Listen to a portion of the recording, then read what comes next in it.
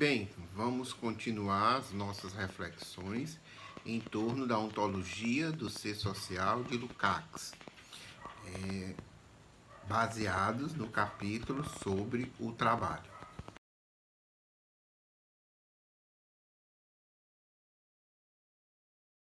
O Lukács vai dizer a respeito da essência do trabalho, ele vai citar o Marx, do Capital. Um texto do Marx que é muito conhecido e que ele começa assim: pressupomos o trabalho numa forma em que ele diz respeito unicamente ao homem. Uma aranha executa operações semelhantes às do tecelão, e uma abelha envergonha muitos arquitetos com a estrutura de sua colmeia. Porém, o que desde o início distingue o pior arquiteto da melhor abelha é o fato de que o primeiro tem a colmeia em sua mente antes de construí-la com a cera. No final do processo de trabalho, chega-se a um resultado que já estava presente na representação do trabalhador no início do processo. Portanto, um resultado que já existia idealmente. Isso não significa que ele se limite a uma alteração da forma do elemento natural. Ele realiza neste último, ao mesmo tempo, seu objetivo, que ele sabe que determina como lei o tipo e o modo de sua atividade e ao qual ele tem de subordinar a sua vontade. Certo? Isso aqui está na edição do Capital, livro 1, da Boitempo, página 255 e 256. E o Lukács vai prosseguir dizendo o seguinte: desse modo é enunciada a categoria ontológica central do trabalho. Através dele realiza-se, no âmbito do ser material, um por teleológico enquanto surgimento de uma nova objetividade. Assim, o trabalho se torna o modelo de toda praxe social, na qual, com efeito, mesmo que através de mediações, às vezes muito complexas, sempre se realizam pores teleológicos, em última análise, de ordem material. Certo? Então, nós já vimos que o trabalho expressa a transição do ser biológico para o ser social, e o núcleo desse processo de transição é a categoria de teleologia, essa capacidade de imprimir na realidade natural, um projeto previamente ideado, previamente estabelecido, o que não existe no mundo natural. Então, essa relação dos seres humanos com a natureza, que é que constitui o núcleo da antropogênese e da sociogênese, é modelo de toda a praxe social. Ou seja, nem toda atividade humana é trabalho, mas toda atividade humana representa, uma projeção do ideal na realidade, ok? Então, isso é muito importante. Daí, logo de imediato, se supera aquela visão de que no marxismo não há espaço para a subjetividade, para o elemento consciente, que é muito comum em leituras do marxismo vulgar.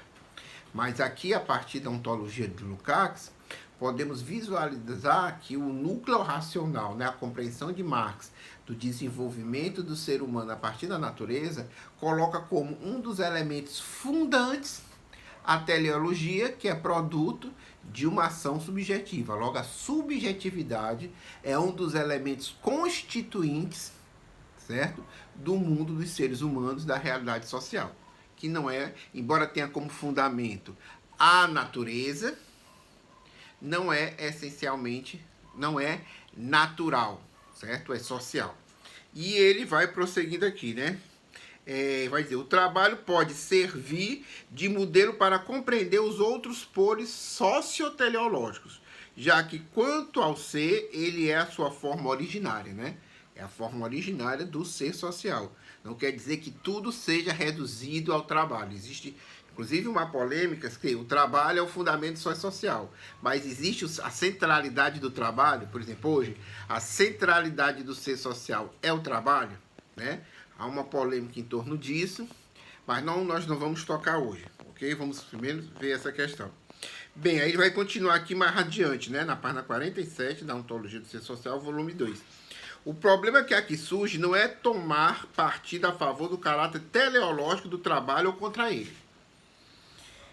Antes, o verdadeiro problema consiste em submeter a um exame ontológico autenticamente crítico a generalização quase ilimitada e, novamente, desde a cotidianidade até o mito, a religião e a filosofia desse fato elementar. Ou seja, o Lukács, né, e o Marx também, o Lukács vai se basear no Marx, a teleologia é uma categoria fundamentalmente humana. Essa é uma questão central.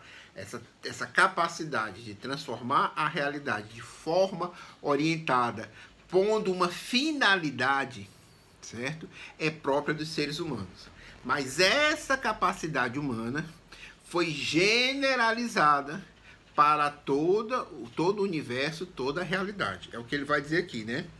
Não é, pois, de modo nenhum surpreendente que grandes pensadores, fortemente orientados para a existência social, como Aristóteles e Hegel, tenham apreendido com toda clareza o caráter teleológico do trabalho. Tanto é assim que suas análises estruturais precisam apenas ser ligeiramente complementadas e não necessitam de nenhuma correção de fundo para manter ainda hoje sua validade. O verdadeiro problema ontológico, porém, é que o tipo de por teleológico não foi entendido nem por Aristóteles, nem por Hegel, como algo limitado ao trabalho, ou mesmo no sentido ampliado, mas ainda legítimo à praxis humana em geral. Em vez disso, ele foi elevado à categoria cosmológico universal, certo?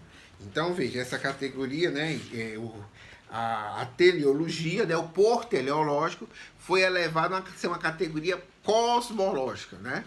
Que a gente vai entender, né? Então, uma coisa que é própria da esfera da vida humana foi entendido, né, tanto pelo mito, tanto pela religião, tanto pela filosofia, como uma categoria universal, né? Então, a partir do momento, por exemplo, a gente vai aprofundar mais isso, né, que uma cadeira é produto de um por teleológico humano, o universo seria produto de um por teleológico de determinado ser, né? A natureza, a realidade. Aí vai continuar. Dessa maneira surge em toda a história da filosofia uma contínua relação concorrencial, uma insolúvel antinomia entre causalidade e teleologia, certo? Então ele já entra com a categoria de causalidade. Então ele vai explicitar. Ok? Então, você tem uma...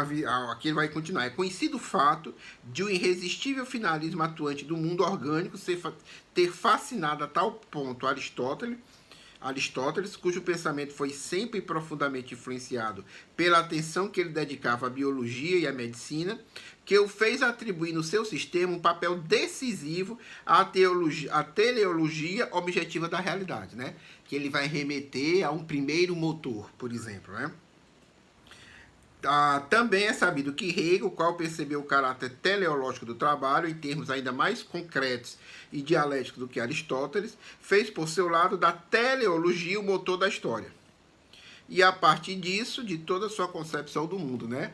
A concepção de ideia, né? De ideia absoluta, né? Ok? E aqui ele vai dizer, né? A referência... Mais adiante, a referência que fazemos às religiões está fundada na constituição da teleologia enquanto categoria ontológica objetiva, né? Somente as religiões que creem, por exemplo, em um ser pessoal, né? Vamos dizer assim, as grandes religiões monoteístas, né? O judaísmo, o cristianismo, o islamismo, ok? Por exemplo, o budismo necessariamente é uma religião agnóstica, né? Não coloca essa questão de um ser que pôs a realidade e construiu a realidade, né? Realmente algumas as correntes mais nucleares do budismo, né? Mas de uma maneira geral, tanto essas religiões monoteístas, né, como as diversas religiões politeístas vão ver forças que colocam finalidade no mundo, né? Forças extramundanas.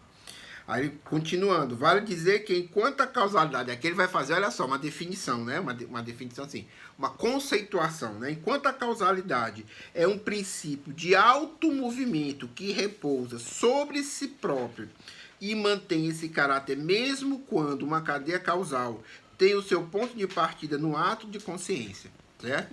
Então ele vai expressar o que é causalidade, né? É o automovimento que repousa sobre si próprio, né? Então, nesse sentido, o universo, o movimento do universo repousa sobre si próprio. E mesmo quando, por exemplo, nós vamos a comprar um pão, vamos colocar a gasolina no carro, né? Encaminhamos trocas mercantis, ou seja, são fruto de atos teleologicamente orientados. Mas mesmo assim, o capitalismo, né? Essa legalidade que constitui o capitalismo, a acumulação de capital e tudo mais, tem a natureza de causalidade, certo? Então ele vai dizer que a causalidade tanto existe no mundo natural quanto no mundo dos seres humanos, ok? Aí ele vai definir, vai conceituar, né, o que seria teleologia. Teleologia, em sua essência, é uma categoria posta. Todo processo teleológico implica o pôr de um fim e, portanto, numa consciência que põe fins. Ok? Então, a teleologia põe um fim, mas quem põe um fim é uma consciência. Então, se nós achamos que se nós transformamos a teleologia, que é própria do trabalho, da relação dos seres humanos com a natureza, como uma categoria cosmológica universal, necessariamente nós estamos dizendo que o universo tem um sentido, que o universo tem uma finalidade e, consequentemente, quem pôs essa finalidade foi alguma entidade que está fora do universo, fora da história, que coloca isso. Então, isso aproxima as concepções, por exemplo, das religiões, certo? Principalmente das religiões, vamos dizer assim, monoteístas, tá ok? Então, ele vai dizer assim, com o ato de pôr, a consciência da unícia é um processo real, exatamente é o processo teleológico. Assim, o pôr tem, nesse caso, um caráter irrevogavelmente ontológico. Em consequência, conceber teleologicamente a natureza e a história implica não somente que ambas possuem um caráter de finalidade que estão voltadas para um fim, mas também que sua existência, seu movimento, no conjunto e nos detalhes, devem ter um autor consciente. Ok? Aí o que é que faz nascer tais concepções, segundo Lukács, né?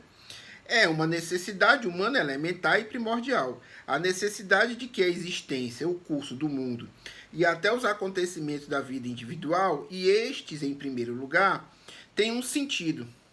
Mesmo depois do desenvolvimento das ciências demolir aquela ontologia religiosa que permitia ao princípio teleológico tomar conta livremente de todo o universo, essa necessidade primordial e elementar continua a viver no pensamento e nos sentimentos da vida cotidiana, certo? Então é por isso, né? Geralmente as pessoas não perguntam assim, como é que o universo funciona, né? O que gerou o universo? Mas quem gerou o universo, né? Por que que existe o universo? Por que que eu estou aqui? Por que que a minha vida está desse jeito? Por que que eu estou doente? Por que que eu sofro, né? Que são perguntas que, óbvio, se o mundo em que vivemos é produto de atividades teleológicas orientadas, por que não o universo? Ok?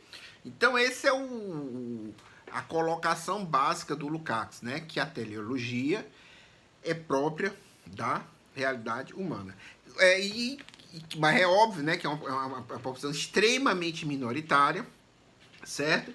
Mas houve concepções, certo? Que, inclusive historicamente, que se contrapuseram a isso, né? Eu tenho aqui A Realidade Não É o que Parece, do Carlo Rovelli, certo? Que é um físico italiano, né? E ele vai falar aqui no início, só vou dizer isso, tem uma concepção totalmente alternativa, né?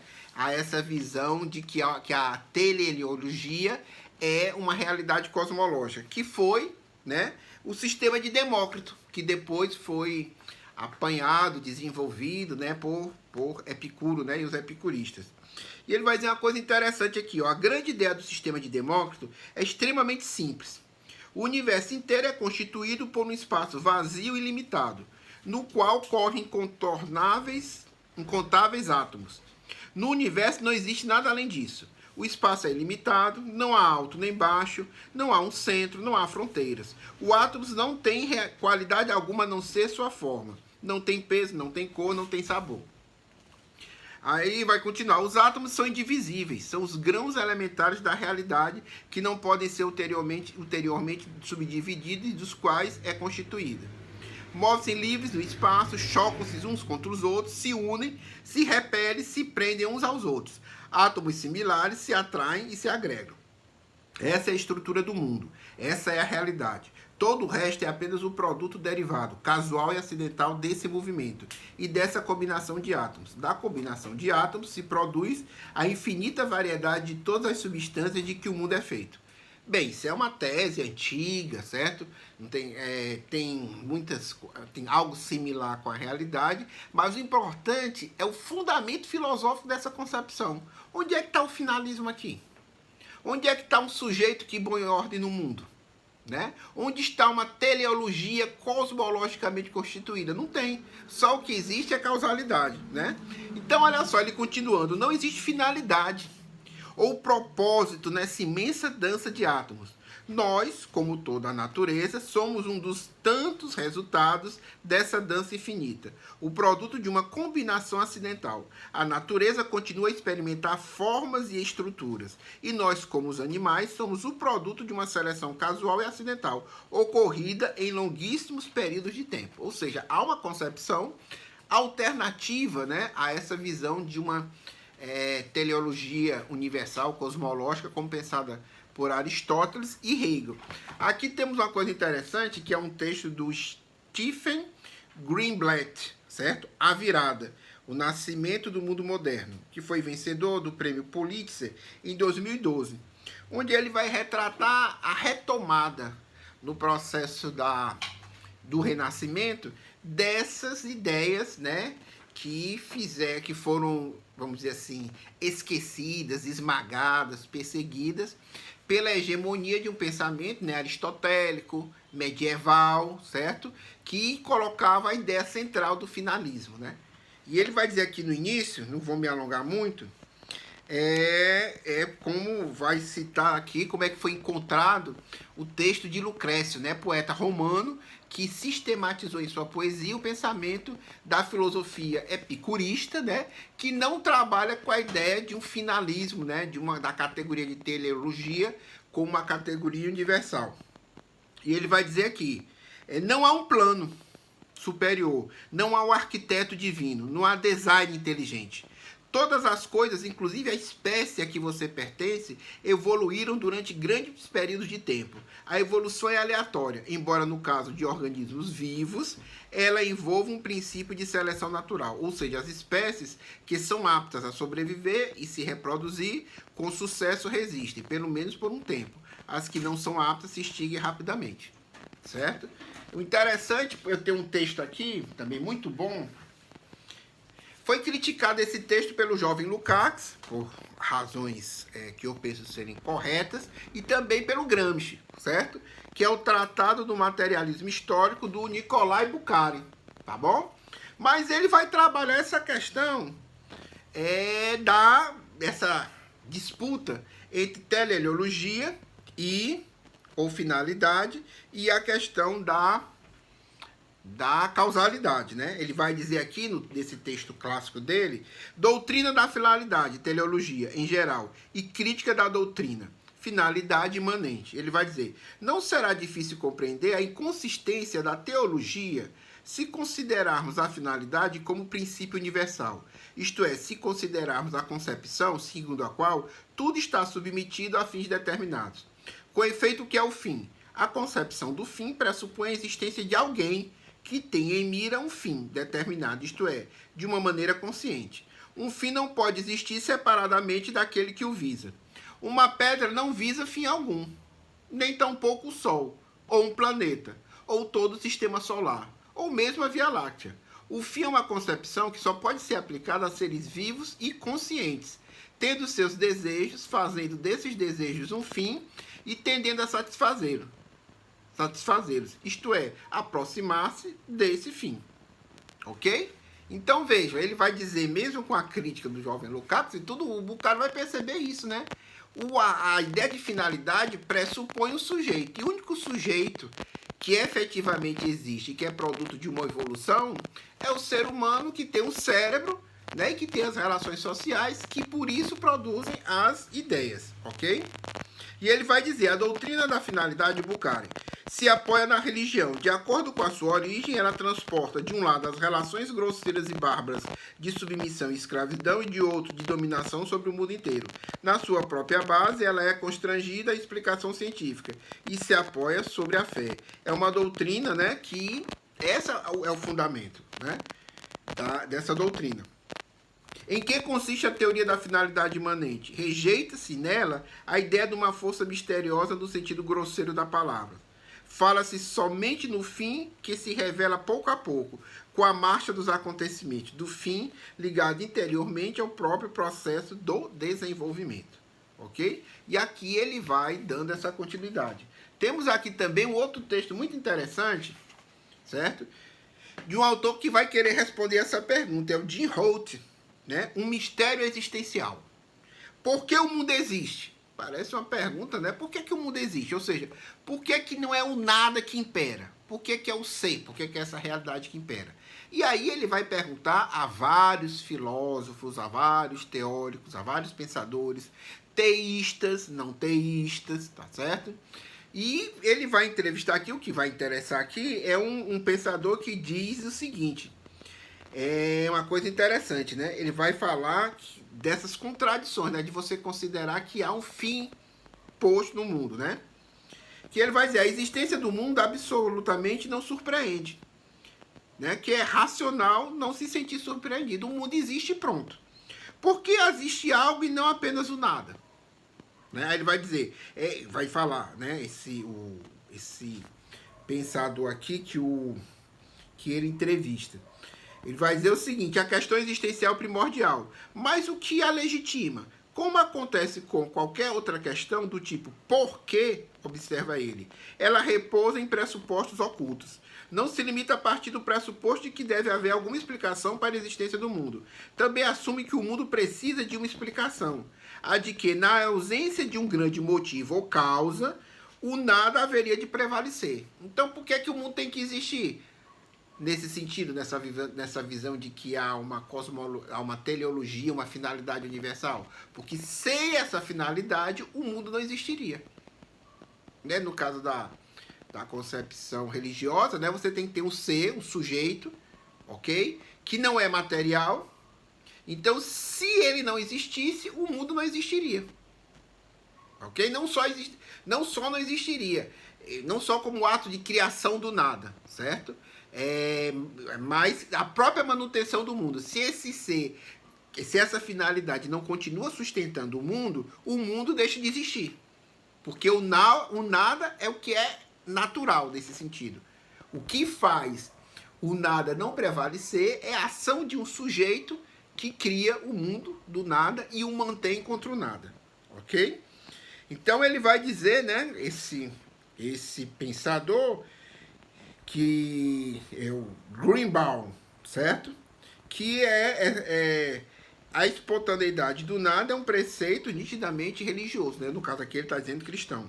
Foi inspirada pela doutrina da criação ex nihilo, que surgiu no século II depois de Cristo. Segundo esse dogma, né? Deus, sendo todo-poderoso, não precisava de materiais previamente existentes para moldar o mundo. Criou a partir do nada. Ok? Então ele vai dizer, mas os gregos antigos não compartilhavam essa ideia da criação do nada.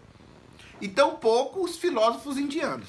Ok? O próprio Aristóteles vai dizer que o universo sempre foi eterno, mesmo tendo o primeiro motor, né? E até tomistas, claro, né, que é O que é o tomismo? Vamos dizer assim, a doutrina oficial da Igreja Católica, que é baseada em São Tomás de Aquino, né? O São Tomás de Aquino, que não há nada que diga que Deus é eterno e o universo é eterno. Pode ter essa proposição. O que é que anula essa proposição? A revelação. O que é a revelação? Está explícito na Bíblia, certo? Então, na Bíblia diz que o universo nasceu do nada. Logo, isso é correto. Né? Mas do ponto de vista, né, como ele tinha uma grande influência do Aristóteles, você não tem nada para dizer, o universo pode ser tão eterno como Deus. Ok? Eu estou fazendo toda essa discussão porque é uma questão essencial, certo? O que é que diz o Lukács? Isso é importante. Que teleologia é própria do mundo humano. É própria da atividade humana em si, certo? Que é de teleologicamente orientar seus atos para transformar a realidade natural, certo? Que é essa atividade do trabalho, imprimir algo na realidade natural, depois a gente vai saber como é que se dá esse movimento, né? Na causalidade natural, que tem um movimento, tem um automovimento, certo? E que esse é o modelo de toda a prática social, certo? Então, nessa perspectiva, ou a ontologia do ser social, ou o marxismo não trabalha com nenhuma ideia, certo? De uma teleologia, de uma finalidade extra-mundo dos seres humanos, ok? Então, é essa nossa contribuição para essa reflexão. Depois a gente vai ver, por isso, a riqueza, né? Que essa descoberta por parte do Marx e explicitada por Lukács é tão importante para compreender a realidade humana, a relação entre liberdade, entre necessidade, tá certo? A diferença entre o mundo dos seres humanos e o mundo natural, ok? Então não existe nenhuma ação, nenhuma força cosmológica que imprima uma finalidade ao mundo. Aí pode-se fazer uma pergunta, né? Bom, então, segundo a ontologia do ser social, segundo o marxismo, não há sentido no universo. Realmente não há sentido. O sentido do universo, quem coloca somos nós, seres humanos. Nós somos os únicos seres que podemos dar sentido ao universo, à sociedade e às nossas vidas individuais. Até a próxima.